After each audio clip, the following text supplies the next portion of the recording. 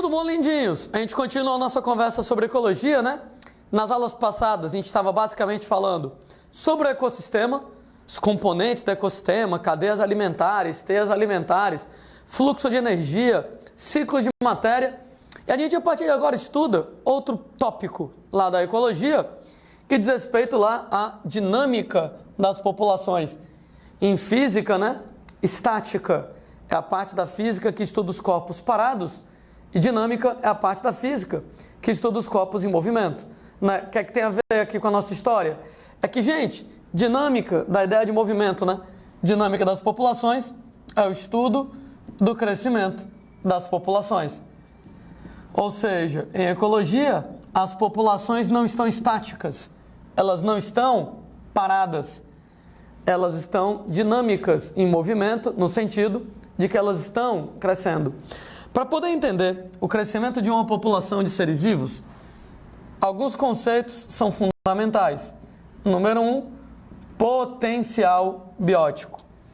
Gente, o termo potencial biótico descreve a capacidade máxima de crescimento de uma população. Essa capacidade máxima de crescimento de uma população é aquela que aconteceria diante de condições ideais. Ou seja, imaginem, gente, um ambiente onde tem água, comida e espaço para todo mundo, onde nunca vai faltar água, comida nem espaço. Imagine um ambiente onde você não tem nenhum inimigo natural, não tem competidores, nem predadores, nem parasitas. Nesse ambiente ideal, nesse ambiente perfeito, o quanto que a população poderia crescer se chama potencial biótico. Notem bem que o potencial biótico, essa capacidade máxima de crescimento de uma população, não existe de verdade. Por que não existe de verdade? Porque não existe nenhum ambiente ideal. Não existe nenhum ambiente onde você tenha água, comida e espaço para todo mundo, onde não tenha inimigos naturais. Aliás, ideal é uma coisa tão perfeita que na prática ela não existe. Esse ambiente ideal seria um ambiente sem fatores limitantes ao crescimento, sem alguma coisa que possa fazer com que o crescimento seja prejudicado. Então, não existe o potencial biótico na prática. O potencial biótico é uma coisa hipotética, é o crescimento máximo que iria acontecer se você tivesse um ambiente ideal sem fatores limitantes. Gente, potencial biótico, ele é constante para uma determinada população. Inclusive, ele só depende da população. Ele, gente, não tem influência do meio ambiente. Oh, como assim, Landim?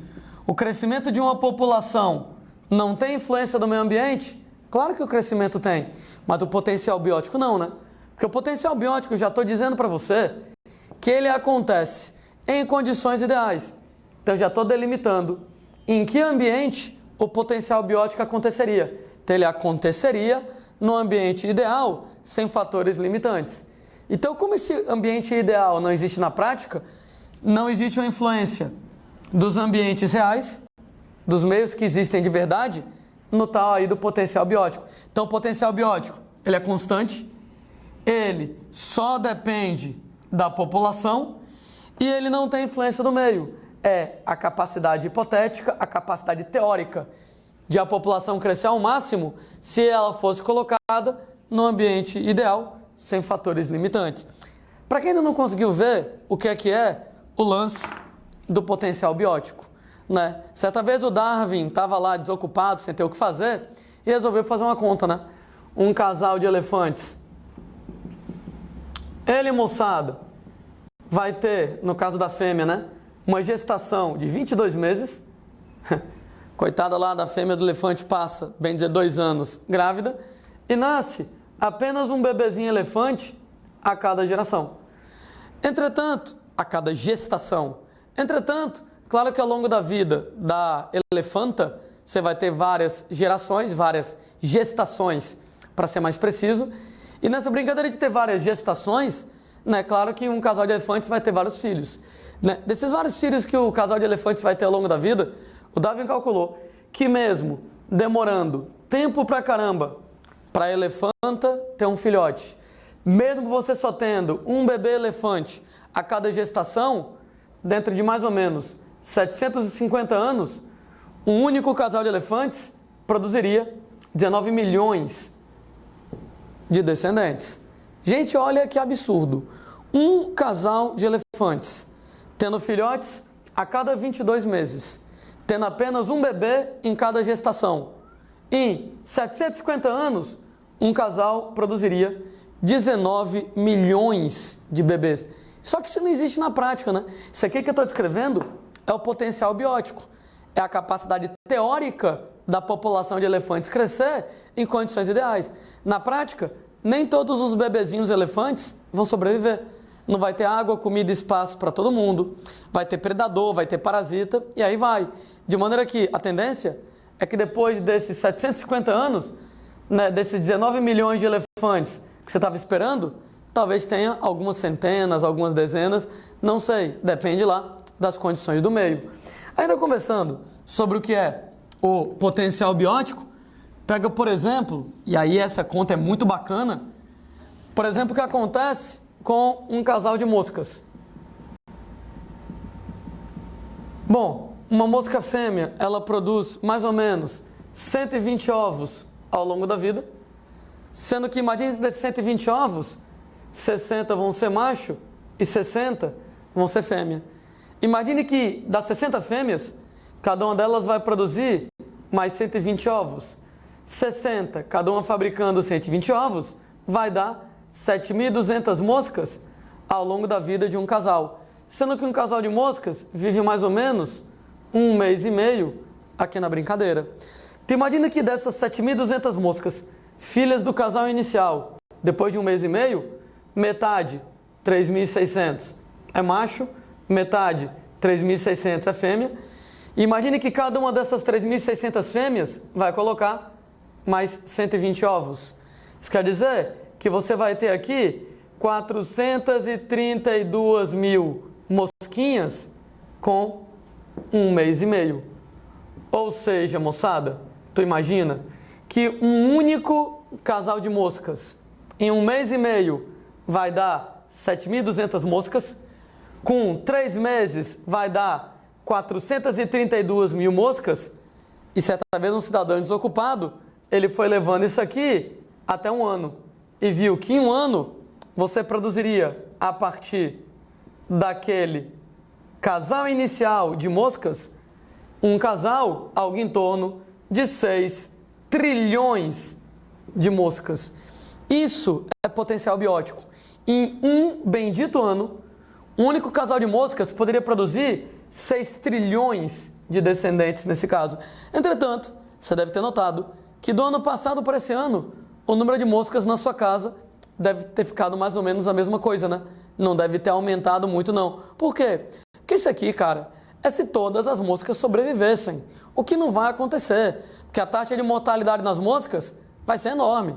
Não vai ter água, comida e espaço para todo mundo, vai ter inimigos naturais, como predadores, parasitas, competidores, mata-mosca, inseticida e etc e tal. E o resultado é que eu espero que depois de 1 ano, esse um casal de moscas, que ele poderia produzir 6 trilhões de moscas, só vai produzir 2. Tanto é que a população de moscas vai ficar mais ou menos constante. Por quê? Porque o potencial biótico é uma coisa hipotética. Poderia gerar 6 trilhões, mas não vai gerar, porque tem lá os fatores limitantes, eu poderia chamar de resistência do meio.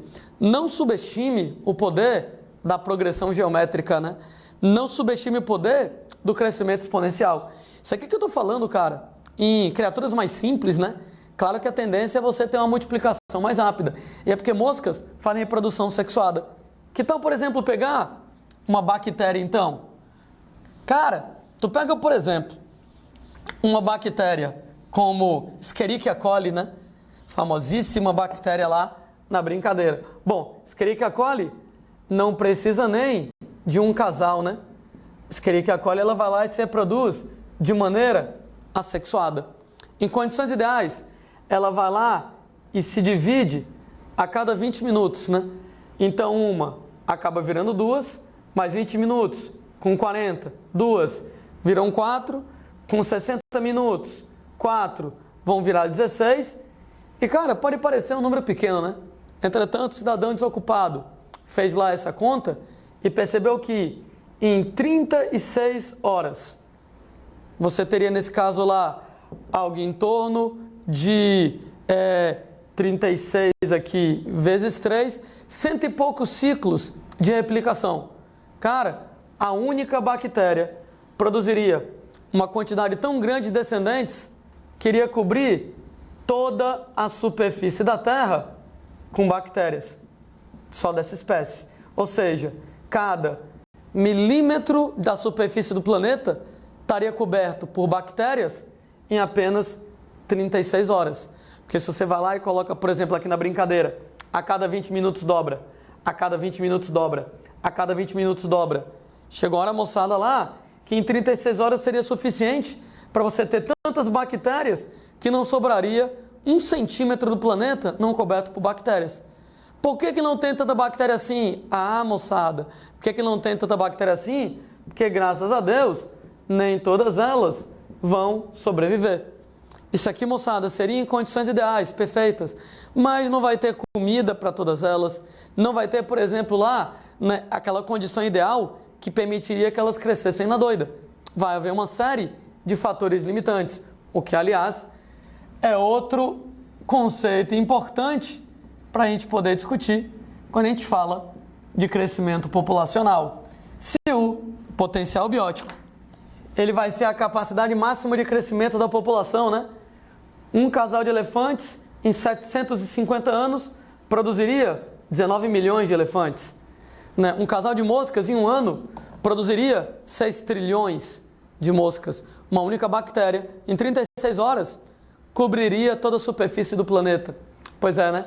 Nesse caso, moçada, quando você fala lá em resistência do meio, é o que não vai deixar isso aí acontecer. Resistência do meio é exatamente o conjunto de fatores limitantes ao crescimento.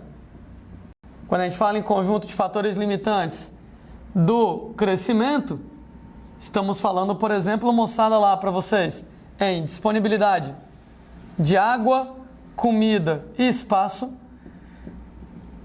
Quando a gente fala lá em espaço, exatamente para você abrigar os seus filhotes, para você se proteger de adversidades do meio, mas também inimigos naturais.